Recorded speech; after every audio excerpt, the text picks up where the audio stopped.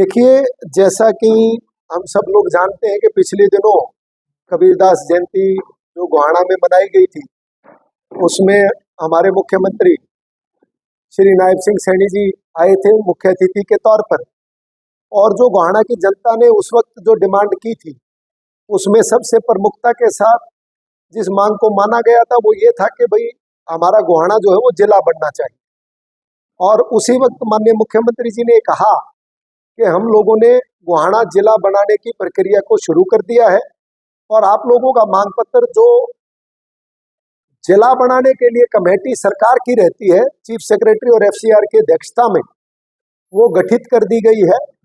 और जिला बनाने के जो मानक हैं, वो मानक जिस दिन हमारे पूरे हो जाएंगे, हम उसी दिन गोहाना को जिला घोषणा कर देंगे। यानी कि हमने गोहाना बनाने के लिए जो सरकार के ठोस कदम उठाने चाहिए, हमने वो शुरुआत कर दी।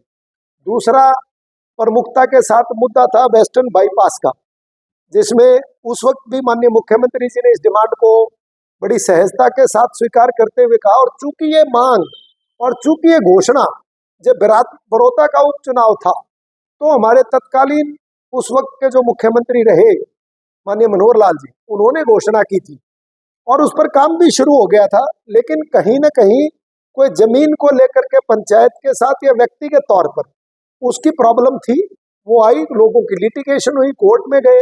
लेकिन अब जब कल मेरी यहाँ स्थानीय एसडीएम जो विवेक आर्या जी है उनसे बात हुई, तो उन्होंने कहा और मुझे ये कहा कि ऑलमोस्ट जो हमारी जो प्रॉब्लम्स लिटिगेशंस थी किसान के साथ, गांव वालों के साथ, वो हमने शॉर्ट आउट कर दी है। बहुत जल्दी उनको उनका मुआवजा जो है वो पहुंच जाएगा और वेस्टर्न बाईपास बनाने का जो काम है वो हम विधानसभा चुनाव से पहले उसको पूरा करने का प्रयास करेंगे। दो और स्थानीय लोगों के साथ जब मैं यहाँ लगातार गोहाना के लोगों के बीच में जा रहा हूँ, गोहाना नगर परिषद की कोई बड़ी सी डिमांड्स नहीं आई है। और मुझे ये बताते हुए बड़ा अच्छा भी लगता है कि गोहाना की नगर परिषद हिंदुस्तान की जो नगर परिषद है उनमें सर्वोच्च नगर परिषद का अवार्ड 2 बार ले चुकी है। तो मुझे ये कहते हुए गुरेज ने कि नगर परिषद में बहुत अच्छे काम हुए हैं और हो रहे हैं। 2 काम जो मुझे पता है, एक हमारा बड़ौदा रोड और गोहाना रोड जो है, इस पर फाटक लगती है और जिसके कारण वहां लंबा जाम लगता है। और इमरजेंसी में अगर मान लो कोई किसी के साथ कैजुअलिटी है, कोई एम्बुलेंस है, वो नहीं निकल पाए। तो इसके लिए एक तो प्रोविजन है महम रोड से ठसका रोड की तरफ कोई बिचपड़ी माइनर है जो 3-3.5 एकड़ में लोकल वहां स्थानीय कॉलोनी है उसमें निकलती है। वो मेरी इरिगेशन से बात हो गई है, इरिगेशन डिपार्टमेंट ने उस पर एनओसी दे दी है, मार्केटिंग बोर्ड उस पर से उस जमीन को हैंडओवर टेकन ओवर कर रहा है।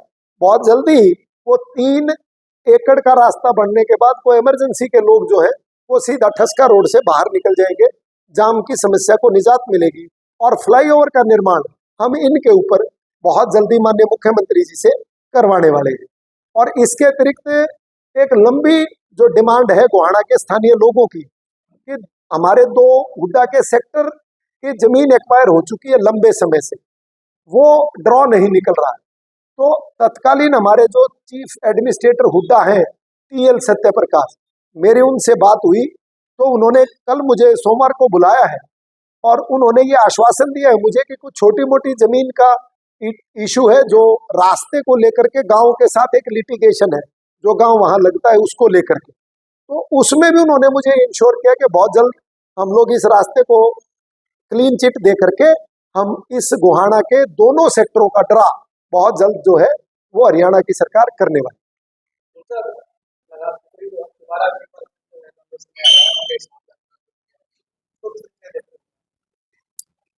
जैसा कि मैंने 2-3 बार इस विषय पर बात हुई कि हरियाणा मांगे हिसाब, ये एजेंडा कौन लेके आ रहा है? कांग्रेस लेके आ रहा है।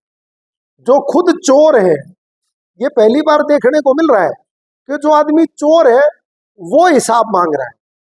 अरे भाई, अगर आप शाह हो तो आप सबसे पहले अपना हिसाब दो ना, कि किसान की जिस जमीन को आप लोगों ने सेक्शन 4 सेक्शन 6 के झूठे नोटिस दे करके डराया उस किसान को कि आपकी जमीन एक्वायर हो जाएगी, और वो जमीन जो है वो किसी प्राइवेट आदमी ने ली और बाद में उस जमीन को रॉबर्ट वाड्रा को बेच दिया और उसके बाद उस लैंड को रिलीज कर दिया, तो वो किसान हिसाब मांगेगा। जिसकी जमीन को आपने डरा करके सस्ते दाम तो किसान को दिए और लैंड रिलीज करके CLU करके वही करोड़ों की जमीन रॉबर्ट वाड्रा को दी। वो किसान मांगेगा जिसका आपने 2 रुपए और 5 रुपए का चेक दे करके अपमान किया, मुआवजे के तौर पर किसी किसान को 2 रुपए और 5 रुपए का चेक दिया, वो किसान रास्ते में खड़ा हुआ है। दीपेंद्र भाई, वो हिसाब मांगेगा आपसे। हिसाब मांगेंगे मिर्चपुर के दलित लोग कि जिस प्रकार से रात को वहां मिर्चपुर गांव में अनाचार हुआ, अत्याचार हुआ, गरीब की दलितों की बस्ती पूरी की पूरी जला दी गई, एक हमारी बेटी वहां जल करके मर गई। हिसाब मांगेंगे वो लोग। हिसाब मांगेगा हरियाणा का वो बच्चा, उनके पेरेंट्स, उनके परिवार के लोग जो आरक्षण में पुलिस की गोली का शिकार हुए। आपने झूठा आरक्षण का झुंझुना पकड़ाया। आपको पता था कि ये आरक्षण सुप्रीम कोर्ट में गिरेगा, हाई कोर्ट में जाते ही गिरेगा, उसके बावजूद आपने उसमें राजनीतिक रंग दिया, राजनीतिक लाभ उठाने का काम किया। हिसाब मांगेंगे वो लोग। हिसाब मांगेगा हमारे हरियाणा की वो महिलाएं जिनको आपने ये कहा था कि इस चुनाव में भारत अगर कांग्रेस जीतती है तो 8500 रुपए उनके खाते में आएंगे खटाखट खटाखट। तो ये जिस प्रकार से भूपेंद्र सिंह हुड्डा ने ये जो एजेंडा बनाया है, ये और कुछ नहीं। भूपेंद्र सिंह हुड्डा अब उम्र के उस पड़ाव पर पहुंच चुके हैं जहां उनको पता है कि इस बार उनको मुख्यमंत्री कांग्रेस बनाएगी नहीं, तो उनको लगता है कि अपने बेटे को ही इस माध्यम से वो लॉन्च कर दे और स्टेट लेवल का लीडर बना दे। तो ये उनका खुद का पिता पुत्र के जोड़ी का प्रोपोगंडा है। हिसाब तो हरियाणा की, हमने तो हिसाब दे दिया, हमने तो हिसाब दिया, उसके बावजूद भी हरियाणा प्रदेश की जनता ने हमें लगातार तीसरी बार 5 सीटें जितवाई, 48% मतदान हमें दिया और 44 विधानसभा सीटों पर जीत हासिल करी। तो इस हिसाब से अगर हुड्डा साहब हिसाब की बात करते हैं तो इस हिसाब से लगातार तीसरी बार हमारी सरकार बनेगी, क्योंकि प्रदेश की जनता ने हम पर उनसे ज्यादा विश्वास जताया।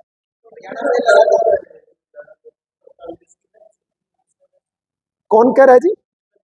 हाँ, दीपेंद्र हुड्डा ये कैसे कह दे हमारी लहर खराब होगी? शैलजा पकुआ हो ना, अगर दीपेंद्र हुड्डा की लहर चल रही है क्या? कांग्रेस की लहर नहीं चल रही।